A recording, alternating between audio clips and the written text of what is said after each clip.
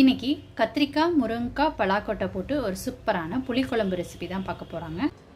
ஒரு 20 சின்ன வெங்காயம் சேர்த்துக்கிறேன்.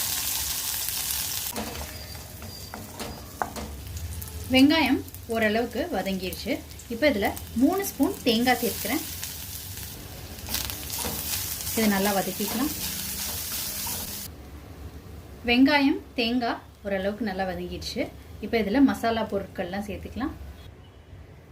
மஞ்சத்தூள், மிளகாய்த்தூள், மல்லித்தூள், சீரகத்தூள், வீட்டில் அரைச்ச குழம்பு மிளகாய்த்தூள், இது எல்லாத்தையும் சேர்த்து நல்லா கலந்து விட்டுக்கலாங்க. மசாலா பொருட்கள் சேர்த்துட்டு ஒரு நிமிஷம் நல்லா கலந்து விட்டுக்கோங்க. இப்போ அடுப்பை ஸ்விட்ச் ஆஃப் பண்ணிடலாங்க. நல்லா ஆறுனதுக்கப்புறம் மிக்சி ஜாரில் சேர்த்துக்கிட்டு இருக்கேங்க.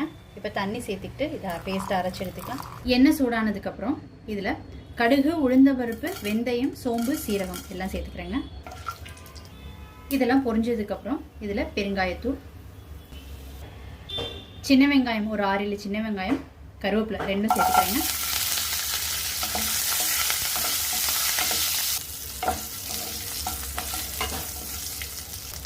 நாலு பூண்டு பல் சேர்த்துக்கோங்க.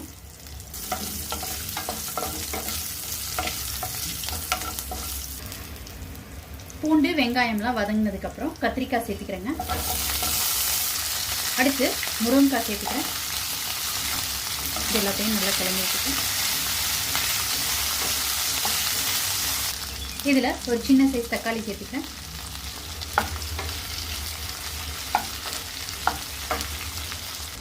இதில் மஞ்சள் தூள் சேர்த்துக்கிறேன். நல்லா கலந்து விட்டுக்கிறேன்.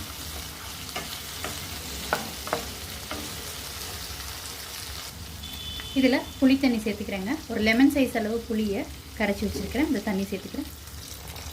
புளி தண்ணியோட ஒரு 1/4 டம்ளர் தண்ணி சேர்த்துக்கிட்டு இருக்கேங்க. இப்போ இதை மூடி போட்டு காயை நல்லா குக் பண்ணி எடுத்துக்கலாங்க.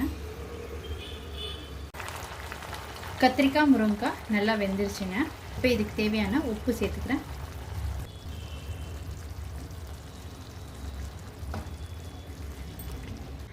இது நல்லா கலந்து விட்ட பிறகு ஒரு 5 நிமிஷத்துக்கு கொதிக்கட்டுங்க. மசாலாவோட பச்சை வாடை போனதுக்கப்புறம் இதில் துவரம்பருப்பு பலாக்கொட்டையும் தனியாக வேக வச்சு எடுத்து வச்சுருக்கிறேங்க. துவரம்பருப்பு வந்து ஒரு 3 டேபிள் ஸ்பூன் எடுத்துருந்தேங்க.